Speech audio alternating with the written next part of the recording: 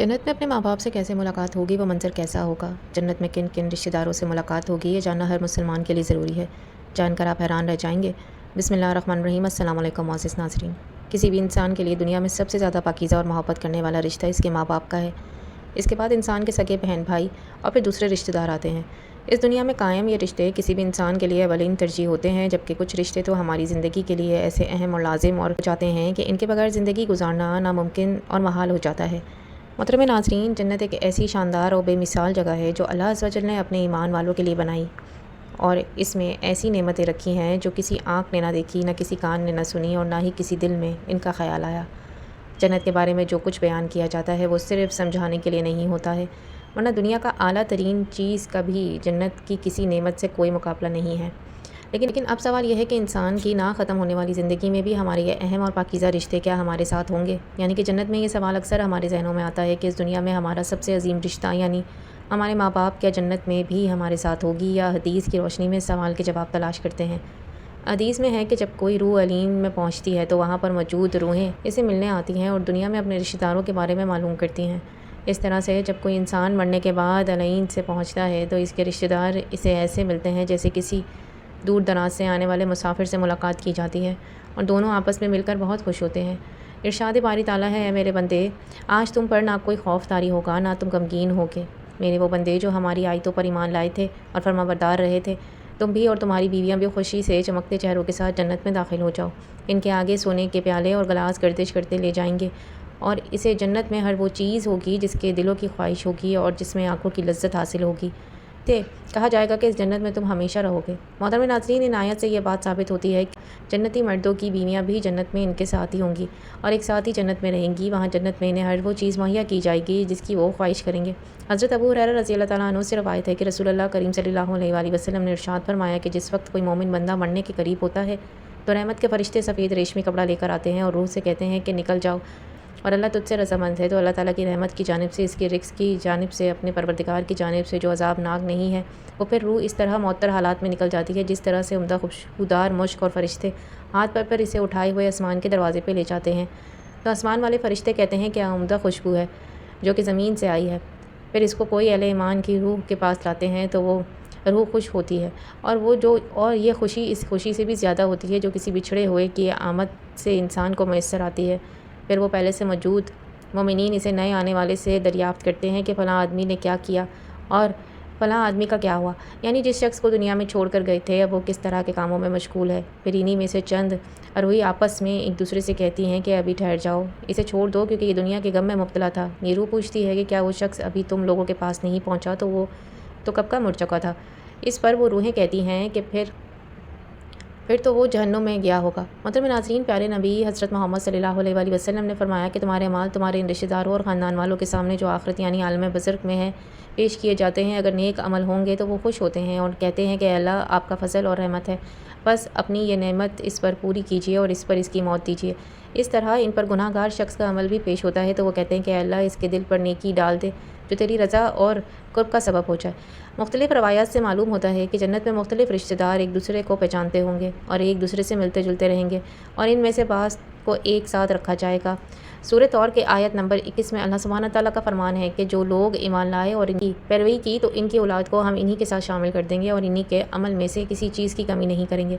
हज़रत बिन अब्बास रज़ी अल्लाह ताला अन्हु से मरवी है कि बेशक अल्लाह ताला आला मोमिन की आँखों को ठंडा करने के लिए इसकी औलाद को इनके असल मुकाम बुलंद करके इसके पास इसके दर्जे में पहुँचा देंगे, अगरचे ये औलाद अपने अमाल के एतबार से इस दर्जे तक ना पहुँचती हो।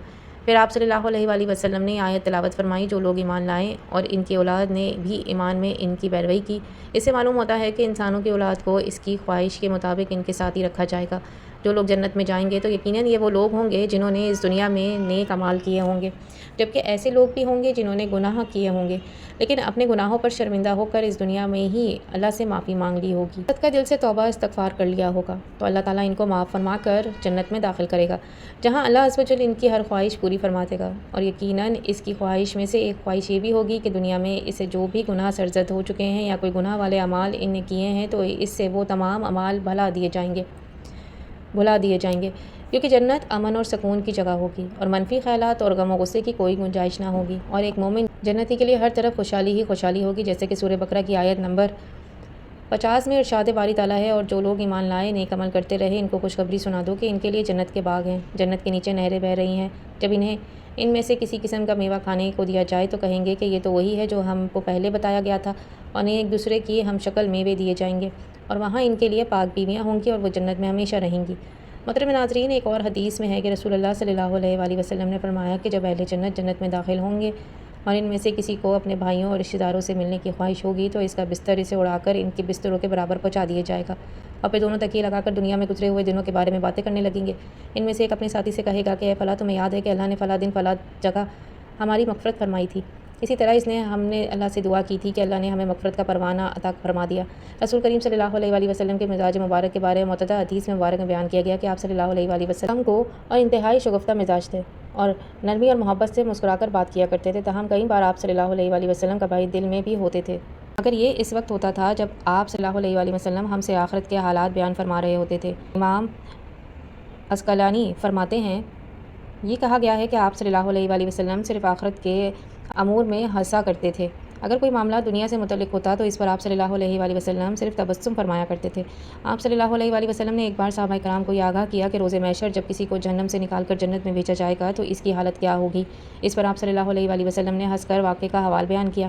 بخاری شریف اور مسلم شریف میں یہ ہے کہ متفق علیہ حدیث مبارک یوں بیان کی گئی ہے کہ حضرت عبداللہ بن مسعود رضی اللہ تعالیٰ عنہ سے روایت ہے کہ حضور نبی کریم صلی اللہ علیہ وآلہ وسلم نے فرمایا کہ مجھے اچھی طرح معلوم ہے کہ سب سے آخر میں جہنم سے کون نکالا جائے گا، یا سب سے آخر میں کون جنت کے اندر داخل ہوگا۔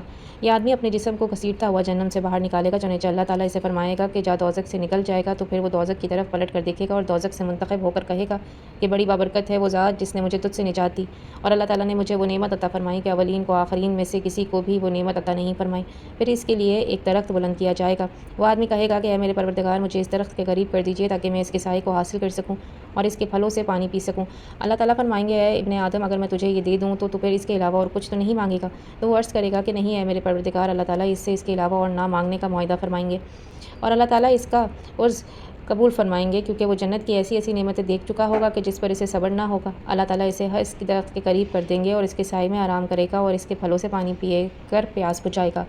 پھر اس کے لیے ایک اور درخت ظاہر کیا جائے گا جو پہلے درخت سے کہیں زیادہ خوبصورت ہوگا۔ وہ آدمی عرض کرے گا کہ اے میرے پروردگار، مجھے اس درخت کے قریب فرما دیجیے تاکہ میں اس کا سایہ حاصل کر سکوں اور اس کا پانی پیوں، اس کے بعد میں اور کوئی سوال نہیں کروں گا۔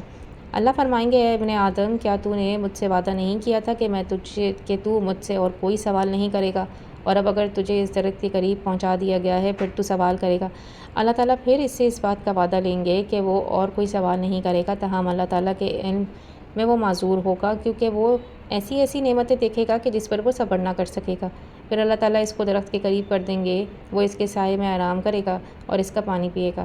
پھر اسے جنت کے دروازے پر ایک درخت دکھایا جائے گا جو پہلے دونوں درختوں سے زیادہ خوبصورت ہوگا، تو وہ آدمی کہے گا اے میرے رب، مجھے اس درخت کے قریب فرما دیجیے تاکہ میں اس کا سایہ آرام کروں اور پھر اس کا پانی پیوں اور اس کے علاوہ کوئی اور سوال نہیں کروں گا۔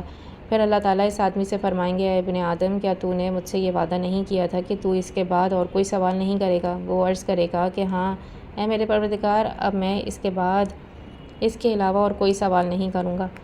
اللہ اسے معذور سمجھیں گے کیونکہ وہ جنت میں ایسی ایسی نعمتیں دیکھے گا کہ جس پر وہ صبر نہیں کر سکے گا۔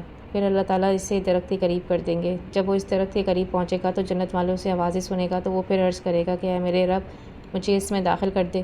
تو اللہ فرمائیں گے اے ابن آدم، تیرے سوال کو کون سی چیز روک سکتی ہے؟ کیا تو اس پر بھی راضی ہے کہ تجھے دنیا اور دنیا کے برابر دیا جائے؟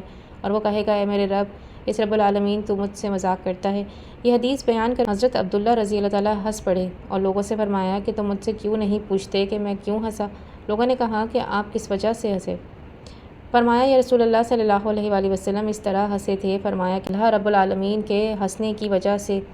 جب وہ آدمی کہے گا کہ آپ رب العالمین ہونے کے باوجود مجھ سے مذاق فرما رہے ہیں، تو اللہ فرمائیں گے کہ میں تجھ سے مذاق نہیں کرتا مگر جو چاہو کرنے پر قادر ہوں۔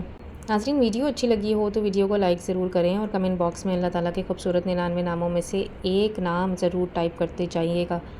ملتے ہیں نیکسٹ ویڈیو میں۔ اللہ حافظ۔